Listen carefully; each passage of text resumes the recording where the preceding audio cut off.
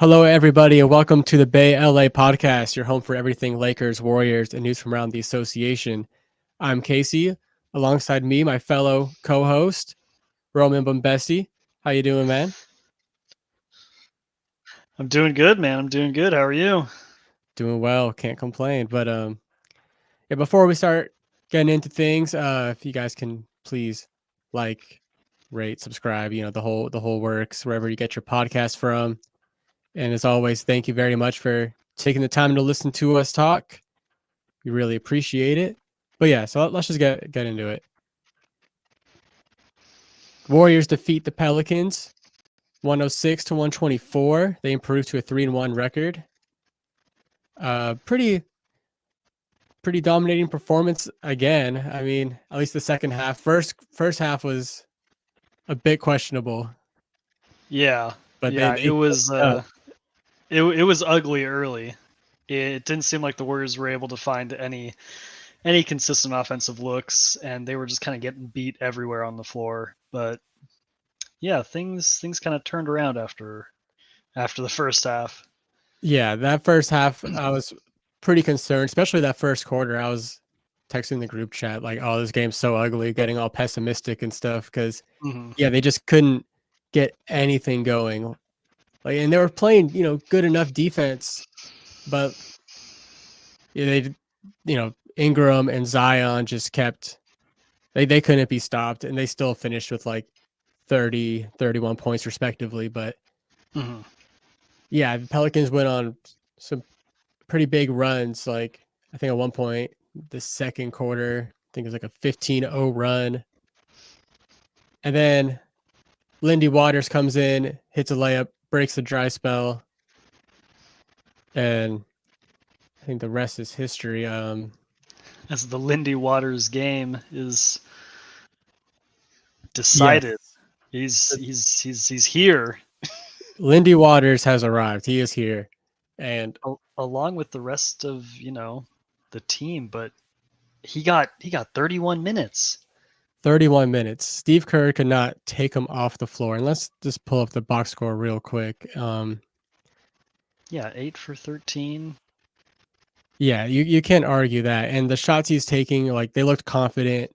He looks confident out there, and yeah, he another great find for Mike Dunleavy.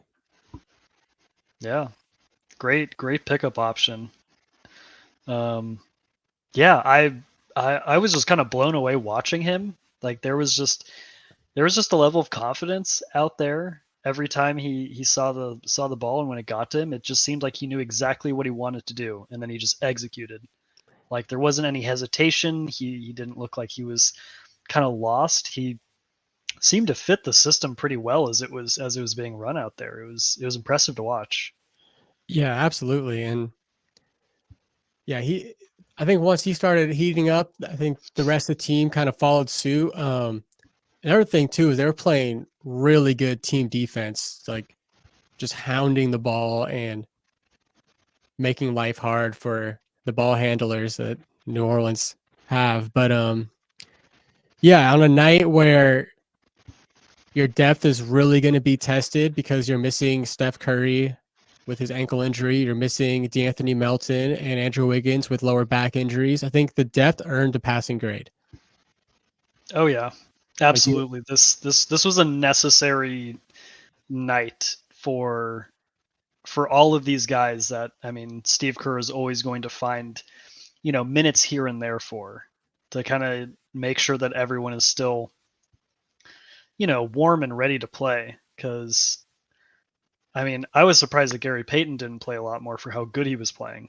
yeah, I He, think Gary he Payton was a huge part of the game last night. I don't think they win without him. Like just him on the defensive end of the ball, being yeah, that on ball pest that he is, and just I don't know, just having his hands kind of everywhere and getting loose yeah. on the fast break. Like, yeah, I thought GP2 had a great game, and I'm surprised to see him at a -3. I'm not a huge plus minus guy, but like, Yeah, it's a weird stat to track, you know, effectiveness on the court and impact, but the eye test tells the real story. And yeah, Absolutely. what we both watched, like as you're saying, just his on-ball defense, just getting after it, pressuring CJ McCollum every time he's bringing the ball up. Like it was exactly what they needed, and it was yeah, he did great. But like he only found that many minutes because I mean everyone else was just playing efficiently and effectively too. I mean Yeah. Kaminga off the bench with his 28 minutes, he he seemed to do a lot better. Like Yes. I really liked his production. He seemed a lot more confident and I mean functional in the offense. And that's another story too, is Jonathan Kaminga coming off the bench, because I don't know how long before tip off the news was broke that he was going to be coming off the bench, but maybe a couple hours. But anyways, Yeah. I'm sure you saw the Shams Charania, the image of Jonathan Kaminga just benched in just giant letters, and it's like Giant box text right so there. crazy. And I'm And he's sure like looking up at the tweet of him being benched above. insane, but like I'm sure I'm sure he didn't make he had no part in making the graphic. He just put it out there. But Oh, anyways, yeah. like just seeing something like that for, like you're Jonathan Kaminga and you see something like that and this huge contract year, there's all this, like I don't want to say pressure, but there is I'll just say pressure. There's this pressure to put up big player numbers because you want to be a big player. And the way that the tweet kind of was, or the image kind of looked, it kind of looked like a demotion, but like it really Yeah. was not, because yeah, like you just said, he played 28 minutes, which is arguably more minutes than he'd play if he was in the starting lineup. Yeah. Yeah, he definitely found a few extra minutes there. I wouldn't have expected him to get really too far past 20 minutes coming off the bench like this, but yeah, it seems like everyone kind of got, a bit of run. Pods played 34 minutes, and I mean he did great getting put in that starting lineup. I think that the starting lineup was an excellent uh, rotation to put together. I really liked that lineup myself. Yeah, Um, I agree. just Another getting interesting Moody thing. in the starting spot too was nice. Yeah, Moody also, I think, had a really good but quiet game. Hmm. Like you see on the plus minus column, it's a -4, but he shot the ball really well. 6 for 8, Yeah, 5 and 6 from three, and just had your solid Moses Moody game. But yeah, bringing back to Pajemski, he also kind of like GP2, just all over the place, everywhere. hustle. Hustle, heart. You love to see it, and I know I kind of dogged on plus minus just now, but he does lead the league in plus minus with plus 74.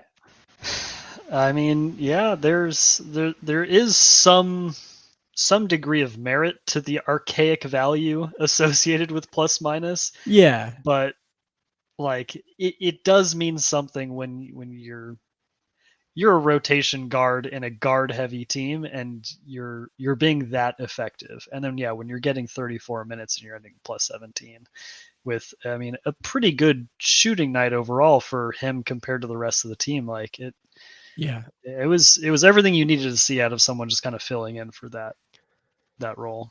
for sure. And Potts has gone on record saying like how much he doesn't like playing with the protective mask on, and that he's constantly having to adjust it. And I'm sure like I couldn't imagine playing with something like that on my face, especially like a game so fast paced Oh yeah. and like the contact and all the variables. I would just imagine it like has some effect on your peripheral vision, which Yes. like is super important in basketball, knowing where people are if you're trying to make a pass, how to lead someone if they're in the corner of your eye or if you're seeing them go behind a defender that's right in front of you, like that obstruction to your vision must be some problem and have an effect for sure. I would absolutely hate it. I would just rip it off and throw it away. Yeah, I'm sure he can't wait to do that. Yeah. I know, just being But smart and keeping it on, but but yeah, man, Pods had a great game. And then of course we got to talk about second half, Buddy. Buddy, man. Buddy brought it second half. but he brought it second half. Absolutely. Yeah. And I mean, it was just yeah, fully nuclear. He was just lights out. He saw the ball, he shot the ball, and it went in. It yeah, was it was it's amazing. crazy. Defenders on top of him, like just shit that you weren't really expecting to go in. It's just like, oh, he's just throwing up a shot, end of the shot clock. Defenders right on him, And it's in. It's in there. splash. I think he God. finished the second half. Got it right here. 8 for 10. Mm. 8 for 10. Finished the game, 28 points. Yeah, I mean, for first half, I was kind of concerned because I saw Buddy, like, he was shooting and it looked like he was kind of slumping a little bit. And I'm like, oh no, like this can't be. Like he's been so good. Yeah, don't get in your head. Don't lose the confidence. Like Yeah, trust your shot. but he's all right. And you see Steph too, like fired up on the Oh bench. man, Like love it. it feels great, man. Like watching The this vi- team is yeah, a lot of fun. the Even if it's vibes. stressful at first, you kind Oh of need yeah, that. yeah, yeah. A little bit of that kind of pressure to kind of like ramp up and be like, okay, like we have to figure something out. We have to do better. And Yeah. yeah, things just absolutely clicked for them. Something that I really like to see is Kyle Anderson getting 20 minutes. Yeah. My Let's talk about goodness. it. I mean, just his size against the Pelicans, who are a super big team. They have a Right. lot of like good athletic tall wings, and something that I wish had happened in the Clippers game was a little bit more of Kyle Anderson. I feel like he should have seen any more than the 3 or 4 minutes he did get, because I think he would have done really well defensively to fight for some of those rebounds. And yeah, he ends up with, I mean, only a couple rebounds, but I mean, just defensively getting in passing lanes and getting in people's faces, like just Right. being physical, especially against someone like Zion or Brandon Ingram, just being another body there to kind of help. Like all of that is so important. So getting him involved a lot is going to be critical throughout the season for the Warriors, because they kind of Yeah. need that veteran presence in those further in the game lineups, like the second and third team. And yeah, Yeah. he's just one of those guys that are reliable. Absolutely. And Kyle Anderson, that's a player that's been in the playoffs the last 4 seasons. So Yeah. I think the Warriors can absolutely and should benefit from having Anderson on their roster. Jump shot, it's 0 for 9 last night. Rough shooting night for him, but I'm not gonna worry about it. Like, When everyone else was just literally on fire, it's yeah, okay. it's We'll like live with it. how can I complain? Like yeah, all right, 0 for 9, but you won the game by like 18 points. Like it towards the end, like it wasn't it wasn't close. So Yeah. Yeah, kind of just fell out of the Pelicans' hands, and then it never really seemed to like go back their way at all. you got Pat Spencer and Reese Beekman and Guy Santos coming in to like close out the game. That's when the game's been put away, and it is Yeah, what it I mean, is. Like no knock on them, but like, no, yeah, not at those all. those are just the end of the bench guys that, I mean, are going to be seeing their fair share of the G League. So Yeah, it's good for them to get some run during as much as possible during the regular season, and with the NBA club. So it's like yeah, it's good to see those guys get out there, and that's when you know that the Warriors have probably put the game out of reach or far enough to let those guys play and work on their game. yeah, yeah, absolutely. But going back to let's talk about the Warriors' depth with the emergence of the Lindy Waters game. Is there going to be Are there minutes to go around for Lindy Waters to be a consistent part of this rotation if he continues to play like this? I know that the Warriors are kind of going through some like injury problems right now with Steph and Wiggins being day to day now, and D'Anthony Melton is listed as out. We don't know how long he's going to be out for, but if he keeps playing like this and team gets healthy, what do you think? What do you think Steve Kerr and the coaching staff has to do? Like, how do you I don't know how you keep him off the floor.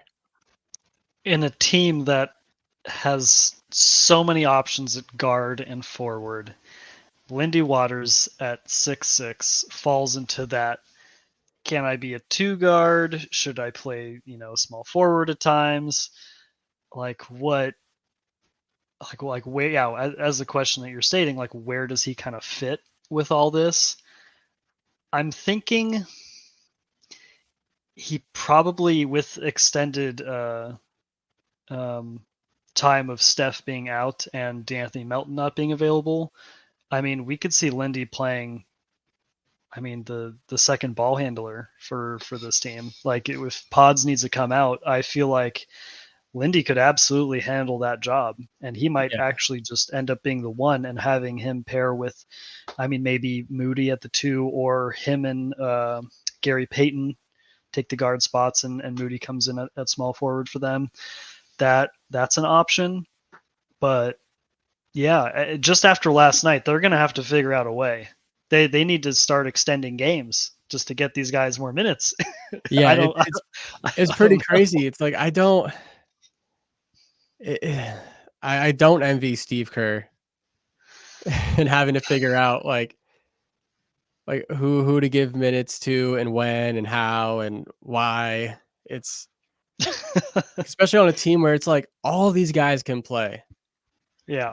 It's like even the G League guys, like they could there sometimes I've seen, Guy Santos like in international play or when he was with the team last season, like Hmm. future's bright, but for the team right now, like yeah, man, It's his opportunity to produce anywhere near what he did last night is completely contingent on Steph and D'Anthony Melton being out for however long they are. right. Wiggins might move him to a probably closer to just leaning him into the one or two guard. Yeah, I agree. But yeah, uh, it's hard to not talk about bias Right, or talk especially without bias. yeah, like especially coming off of like what we all witnessed last night, where like I just had no idea. Like Lindy Waters kind of thrown into the rotation because of injuries, and he absolutely shows up and plays 30 plus minutes because he's playing so well that Steve Kerr cannot take him off the floor. Yeah, I mean, 8 rebounds and 4 assists to go with the 20 points, 21 points, or yeah, it was 21. Yeah, Like, yeah, totally took just momentum of the game. like he had defensive stops, like he was putting pressure on the ball. Like, there's so much to appreciate what he brings on the floor, and Kerr loves those guys. He He does. he will die for those guys. And I mean, I'm sure there's going to be times where Lindy Waters is going to, not look great, and Yeah, there's going to be Kerr, off nights. That's but Kerr nature. is always going to go back to this memory, this game, the Lindy Waters game. And he's like, I know what he can do, and he's going to commit to this guy. I I don't think it was entirely a joke of him saying, like, "Oh, it's going to be a 13-man rotation." No, I don't think he's joking at all. Like that was probably like, yeah, get ready for this, guys. Like we are going to do this. Because he can play, and it's like it's no. I don't know. I don't want to say it's no surprise or no secret because like we've seen it. We've seen him do it during the preseason, and now we're seeing him do it in real game time. Like minutes, like actually do it. And yeah, let's see what happens moving forward, especially like we're saying with their injury problems right now. Like there's going to be a window for him to really show out. Yeah. I mean, what are your expectations for him tonight against Pelicans on the back to back? Ooh, good question. I think they're gonna ride the hot hand. They'll probably try to get him involved like pretty early, but I could see them running with the same lineup as they did last night, which was Let me pull it up here. It's Pajemski, Moody, Buddy Hield, Trace Jackson Davis, Draymond Green. And then you see JK and Lindy come off the bench. But I don't know.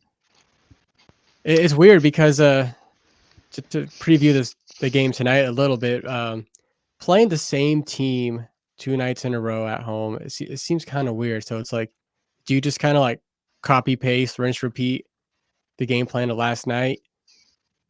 And the Pelicans roster tonight is going to look different than last night. They also got a laundry list of injuries right now.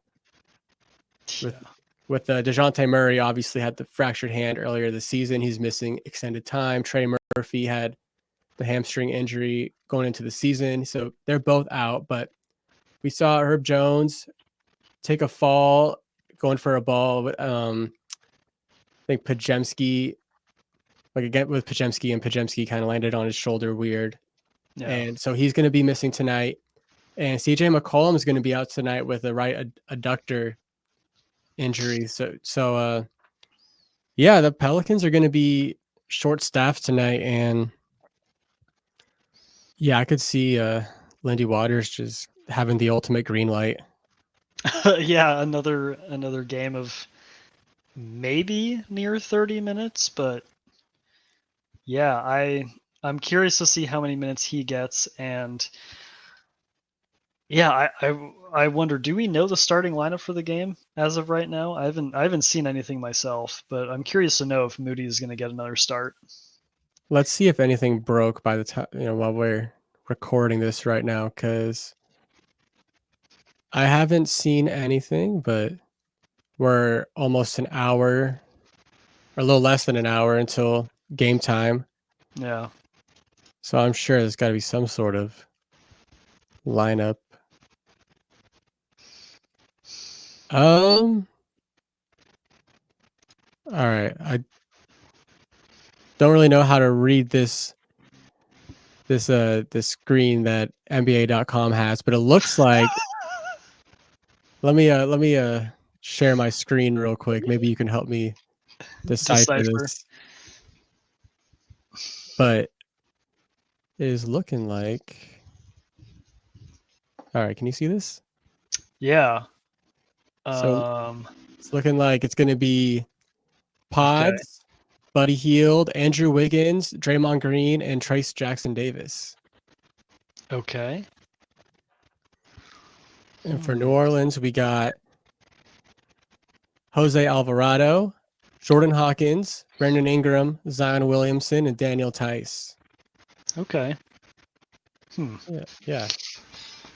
But yeah, Wiggins is back, which is a positive sign that he's feeling better from his lower back strain. But so now another man in there.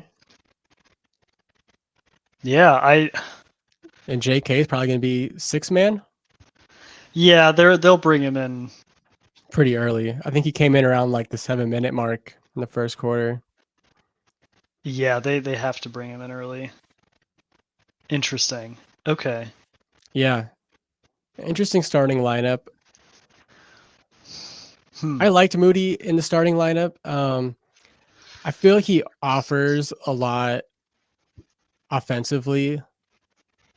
Like he's a consistent shooter and he's a good and willing passer. Mm-hmm. But also Andrew Wiggins has had a really good start to his season. Like before this injury, he's the team's leading scorer. So yeah, and he's been rebounding really well too, and it's been a problem for the Warriors at times in the past. But yeah, and it was a big problem to start the game last night. It was like they just couldn't get a rebound. It's like, yeah, if you can't get a rebound, you're not going to win a game. I mean, it's exactly what happened against the Clippers. Just failing to rebound any of the defensive boards, offensive is just like you're giving the game away. You're losing possessions. You're giving the game away at that point. So, yeah, I mean, yeah, just staying on top of rebounds is so important, and yeah, Wiggins is so good at doing that. So that's definitely a positive. But yeah, Kuminga's got to come in as a 6-man, and then what? And they then probably bring where does in Moody and Lindy, GP2? Like, my guess is GP2 and Moody would come in. I mean, are they going to play pods for 30 plus minutes again? I don't think so. I feel like a lot of guys' minutes will probably be restricted a little bit just because like guys played So, so hard last night. so let's say pods comes out. Mm-hmm. Is Gary Payton coming in, or is Oof. Lindy going to come in? I feel like I feel like Lindy's going to come in. I feel like Lindy's coming in. And is this after JK checks in? This is all Okay. after JK checks in. So I'll say JK goes in for Draymond. Yeah. So Draymond's sitting, which means you don't have a ball handler. Mm-hmm. So I feel like Lindy could. Well, Yeah, I feel like Lindy would. yeah, Lindy and Moody. I don't know how Steve Kerr does this. Do you think he just kind of just does it on the fly? Just like He probably goes to Chat GPT. He's like, please help me. How do I manage this roster with rotations in an NBA game? right, Yes, we're playing the Pelicans shorthanded. like right now. Yeah, 20 minutes. I need to submit this. Yeah, it should be an interesting game. I don't think like there are no easy back-to-backs, even with a short-handed team. Like there's always the element of surprise, but yeah. Oh yeah. I mean, a shorthanded team, they're just gonna, they're gonna just do their best. They're not gonna have, the highest of expectations with the amount of guys that the Pelicans have out. yeah, And I mean, they still have Ingram, they still have Zion, and I those was gonna guys both say, put up 30 and points they last did night. not have an answer for them. No. That question has yet to be answered. There's also Yves Missy or Misi last night. He was 4 for 6, 9 points, but two big Is that? blocks. Oh, okay. I thought you were trying to say Mičić. That's a different guy. No, Misi, I have not heard of this man. yeah, I don't watch many Pelicans games, so Cameroonian. this was my Oh. first time watching him in action, but he is one of those, like you were saying earlier, Roman, like one of their big athletic forwards that can potentially cause havoc. Right. So maybe a guy like him surprises us. That's who blocked Kaminga. Yes. That was a crazy block. Oh, that was ridiculous. That made me bummed out. I didn't even know who. Oh, it was insane. I didn't even know who it was that blocked. I was like, did that just happen? Right. Like, I Kaminga, thought how did you get blocked? I feel like we rarely see him get blocked. Like when he's running to the rim, like full head of steam, it's like get out the way or get dunked on. Yeah. Yeah, no, he's got crazy vertical and crazy athleticism. This is not someone I would expect to try to be blocked and met at the rim. Yeah, that was ridiculous. Misi, yeah. Yeah, I mean the Warriors still have a problem at center. I mean, they're still just juggling pretty even minutes with TJD and Looney, but Yeah. both of those guys have been, I mean, super effective with their play time, but Yeah, there they've are been solid. there's noticeable oh god, how do I even describe it? I mean, they're not perfect players, Right. and there's times where they don't match up well with the opposing center, or they can get kind of exposed by the opposing team just pulling them out. But Yeah. I think we saw that in the Clipper game big time. yeah, yeah. But we also see there's this like nice move Looney had last night. It was kind of like a post spin move kind of thing, like Mhm. shimmied his way to the basket. It was very slick, very nice. But Yeah. yeah, I think for at least in recent history, the center has always kind of been a question mark for the Warriors. They've kind of always played without a traditional center, and they've had success doing so. And then I think Kevon Looney, he's been an absolute gem. Like, Mm-hmm.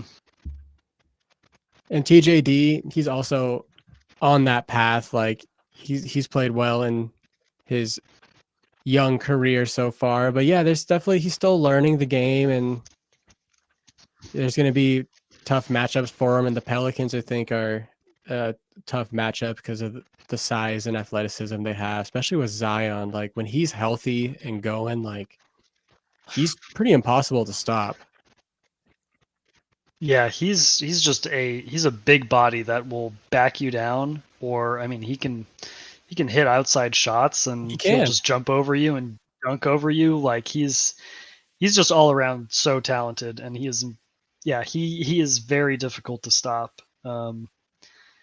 So yeah, that'll be interesting to see what kind of adjustments are made to try to mitigate those two, them Yeah. being like the primary scorers even now with being so shorthanded.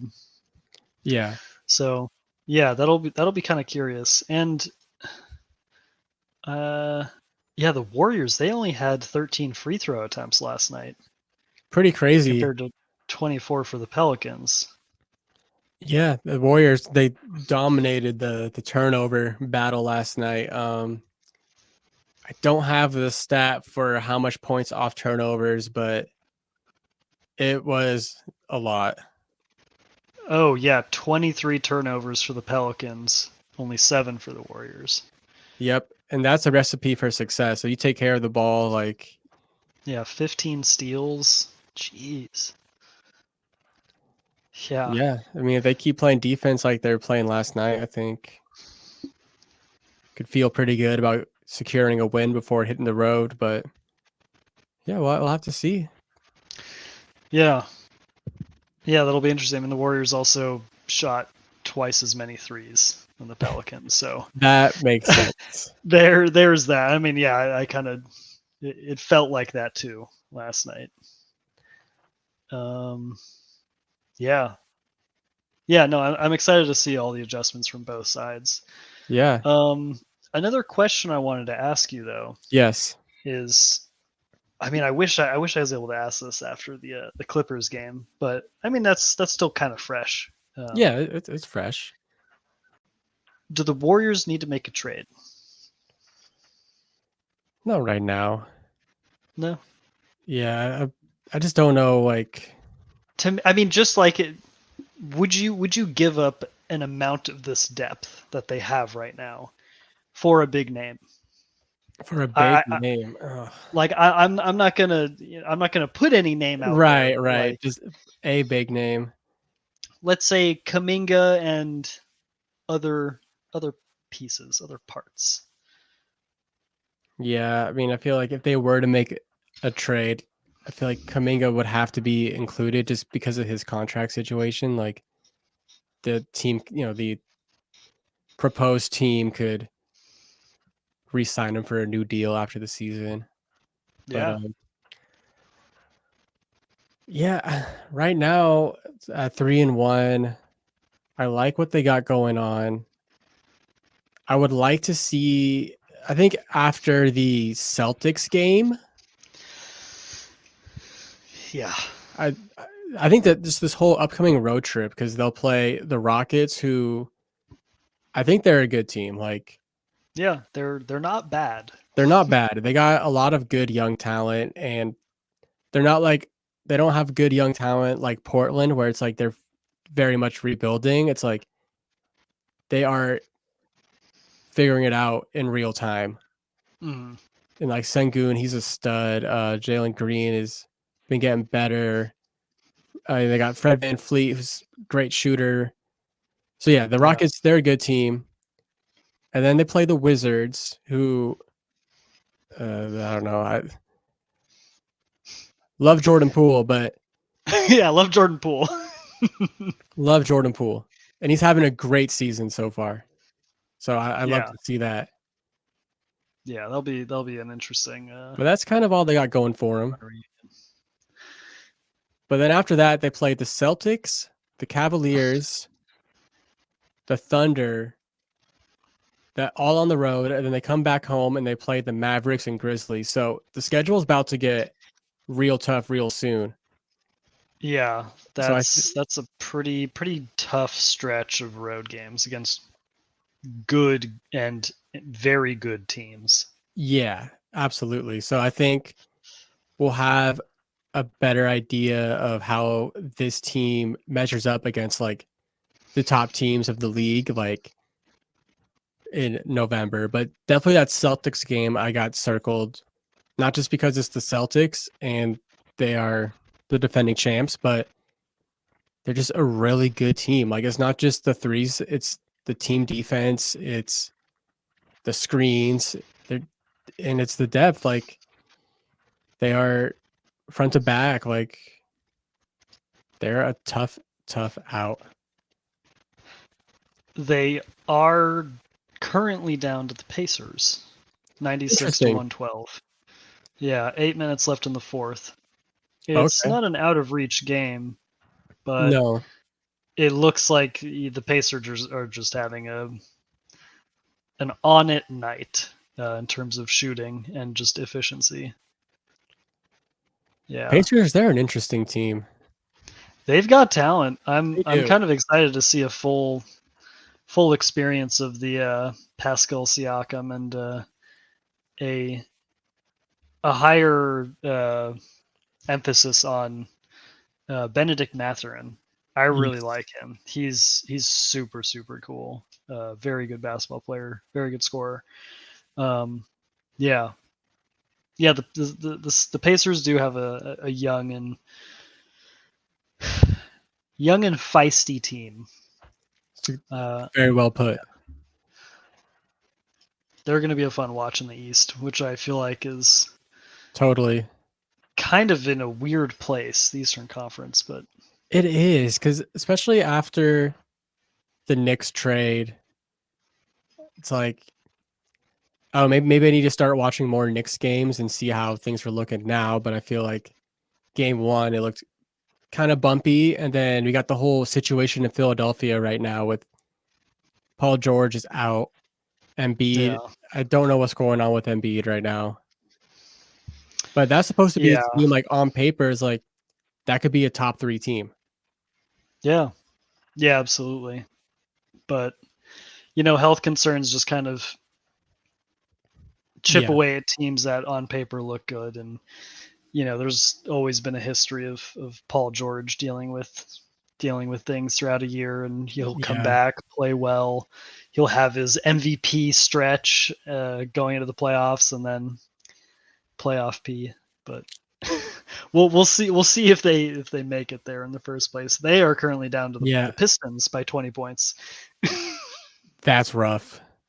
And Yeah, I think a team like the Sixers being kind of down and out right now, that opens up the door for like the Pacers and for the Cavaliers, who are the Magic. currently beating the Lakers 105 to 127 with a minute 27 left in the game. Yeah, the Oof. Magic. The Magic is I like the Magic. Magic are cool.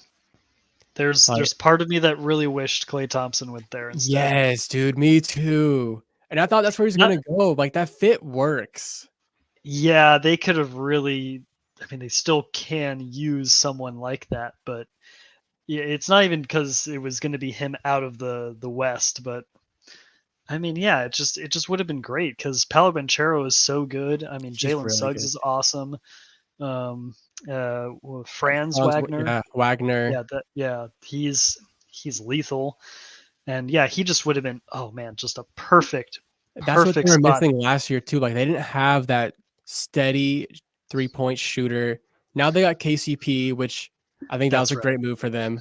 But Yep. I would have liked to see Clay in that jersey. Like if he wasn't going to wear a Warrior jersey, I thought the Yeah. Magic would have been a cool fit for him. But Clay, Hmm. he's been off to a great start too. And the Yeah. Mavs, I think they've been having a good season so far. So I'm happy to see Clay having some success out there. Yeah, I actually watched a little bit of Mavericks Timberwolves game last night, and I think Luka dealt with an injury kind of late in the game, but the Mavericks were already kind of pulling ahead at that point, so he was out for the rest of the game. So we'll see how that injury affects them going forward. But yeah, Mavericks look good. I mean, the Timberwolves did look very good. The Mavericks Look they better. just still have such a good roster. They have They do. such a good roster. Luka And is incredible at scoring. Like, yeah. and you just add Clay Thompson, who's kind of, I feel like he just gets open, like, because there's all this attention that's going to be around Luca, around Kyrie. It's like you can't sleep and forget that you got Clay Thompson like wide open, like one of the best 3-point shooters to ever do it. Like, Hmm. so yeah, good for Clay and good for the Mavericks. Yeah. Yeah, they're going to be an interesting team in the West to watch, just having gone to the finals last year. Going to be some expectations for them, but yeah, Yeah, for sure. we'll see how that all plays out. Yeah, the season is very young. A lot of games to be played, but we're happy to cover or to talk about it the whole way there. Oh yeah. I know it's just starting. There's so much more to see. So Right. much more drama, like just atypical NBA drama to happen. Trade demands, teams falling apart. Oh, Yeah, it's I the can't greatest wait. soap opera. Oh, it It's the absolutely NBA. is. Unscripted. There's some selfish part of me that really wants to see the Bucks break up Giannis and Dame in some I, way. yeah, I don't like what's going on in Milwaukee. And it pains me to say that because I am a big Damian Lillard fan. Like, even when he was with Portland, I was always rooting for his success. Yeah. No, But he's just a good person, a great player, and yeah, I wish he went somewhere else. I know. I thought I thought it was going to be the Heat. I know. The Heat. I mean, it's still an option, right? It's They still can make it work. yeah, I feel like if they don't, it's like, what do you think it would take for them to break it up? Like, would they have to be a first round exit or be second round exit? I mean, let's start with the Bucks start winning games. Yeah, that's true, They're 1-3. and it's not looking good. I saw a post on social media that it went over like the two their record since Doc took over, and then their record before Doc Oh, got the with job. Adrian Griffin. Yes, Yeah. and they were winning games with Adrian Griffin. They had a winning record, and then Doc comes in, and I'm not gonna point the fingers like, oh, this is all Doc Rivers' fault, but the numbers the numbers say otherwise. Not the same. The numbers don't lie, and they spell Yeah. disaster. Yeah. And I mean, yeah, it's kind of disappointing to see because, like, especially as Warriors fans, the amount of Damian Lillard playing basketball that we've watched Yeah, in just great games against the Warriors where he's playing incredibly well and the Warriors out of still his win. mind. But like we hold him in such high regard, and as Warriors fans as well, we have great appreciation of Giannis, We sure great do. fondness of Giannis. Since that uh, All-Star game, right? yeah, that bounce pass in 2019 between Steph Curry. Regardless, but like pairing those two beloved players, from our perspective, it's like, dang, like that should work out really well, and not even that far removed from a Bucks championship Right. uh, that they got in what 2021. Like Yep. that wasn't so far away, and they still have so many parts of that team, especially the starting lineup, that's Still there. there. Yeah, I got a So lot of those guys, like Pat so Connaughton, yeah, Brooke Lopez, Chris Middleton, like, I go down the list. there's still so much there that on paper, like we've said, like should work out. Like this should produce wins. This should produce, like S tier content. Like you're Yeah, watching two incredible players play together on the court. like they should be rivaling the Celtics. Yeah. Oh, like absolutely. But they're not even in the same stratosphere.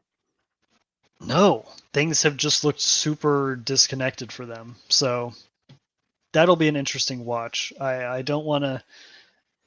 I don't want to, put the expectation out there that it is going to be broken up and maybe some Well, players get moved around to certain Western teams. I think there's some validity behind that because Giannis had some cryptic answers in like an interview where he said like, "Oh, like if we don't win, like I could, even I could get traded." Yeah, I mean, yeah, it's like, I mean, it's something to be aware about as a player, right? Like, if Right. you are not producing, if you are not winning games, regardless of your name, your status, your contract, like you are a piece. You Yep. are something that can get moved, and the GM, the ownership group, like they can do what they want. They can move you to a different team if they Yeah. don't like the situation. It would take a very dramatic and very awful start of the season for Oh, for them to sure. pull the trigger like that early. I think if anything they start getting rid of other pieces around Giannis, and then maybe next year if things are still really really bad, Yeah. then they might consider that. I think given the pieces that they still have around him, they would move those first I to try agree. to build another contender around him at the very least. Yes.